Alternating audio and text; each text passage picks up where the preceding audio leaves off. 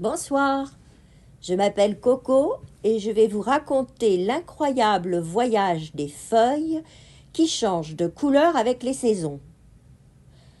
Au cœur d'une grande forêt vivait une petite feuille nommée Lila. Elle était accrochée à une branche d'un grand chêne et adorait observer tout ce qui se passait autour d'elle. Un jour, alors que le soleil brillait fort, elle demanda à sa maman la branche. « Maman, pourquoi suis-je si verte et brillante ?»« Mais parce que c'est l'été, ma chérie, » répondit la branche en souriant. « Grâce au soleil, tu peux fabriquer de l'énergie pour l'arbre. C'est ce que l'on appelle la photosynthèse. » Lila était fière de son beau vert éclatant et continua à danser avec le vent tout l'été. Peu à peu, les journées devinrent plus fraîches et le soleil se fit plus timide. Un matin, en se regardant, elle s'exclama « Oh, mais je deviens jaune! Oh là là, est-ce que je serais malade? Aurais-je la jaunisse ?» La branche sourit. « Mais non, tu vas très bien. C'est l'automne qui arrive. Le soleil nous donne moins de lumière, alors la chlorophylle, qui te rend verte, disparaît peu à peu. Et sous ton vert, tes vraies couleurs apparaissent. Jaune, orange, rouge. Chaque feuille a sa propre teinte secrète, sa propre identité. » Oh, Lila était émerveillée. Elle admirait ses amies, toutes vêtues de magnifiques couleurs chaudes. Mais un jour, un vent plus froid se leva, plus fort. Les feuilles, une à une, se détachèrent et commencèrent à virevolter autour des arbres, dans les airs. « Ah !» cria Lila en riant. « Mais je vole! Oh, je vole! C'est extraordinaire !» Elle tourna, tourbillonna et finit par se poser doucement sur le sol, formant un doux tapis doré avec ses amis. « Oh là là, comme on est belle!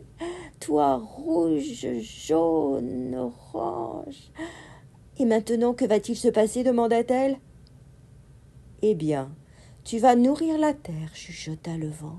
« Et au printemps, un nouveau bourgeon prendra ta place sur l'arbre. » Lila sourit. Elle comprenait maintenant que chaque saison apportait du changement, mais aussi de la magie. Et c'est ainsi que chaque année, les feuilles dansent, changent de couleur et préparent l'arrivée d'un nouveau printemps. Et vous voulez en savoir un peu plus?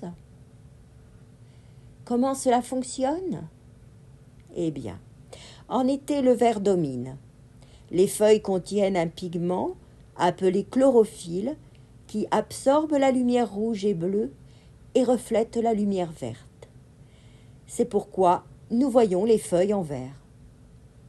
La chlorophylle est essentielle pour la photosynthèse. Elle permet aux arbres de produire leur énergie grâce à la lumière du soleil.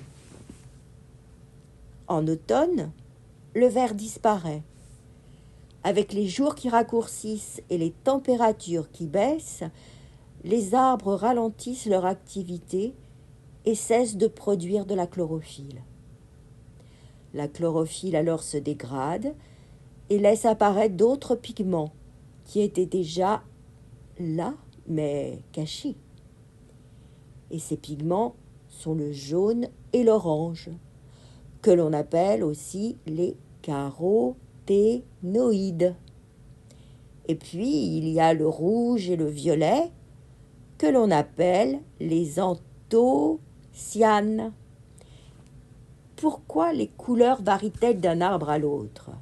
Eh bien, certains arbres ont plus de caroténoïdes, les jaunes, les orangés, comme les bouleaux, les arbres, les bouleaux. D'autres produisent aussi plus d'anthocyanes, surtout quand il fait froid, mais ensoleillé. Et bien là, ce sont les érables qui deviennent rouge vif. Donc, ce n'est pas la lumière elle-même qui change la couleur, mais plutôt la disparition de la chlorophylle et l'apparition des autres pigments déjà présents dans les feuilles. Cependant, la lumière influence la quantité et l'intensité de ces pigments, ce qui explique pourquoi certaines années les couleurs sont plus éclatantes que d'autres. Et voilà, à bien vite.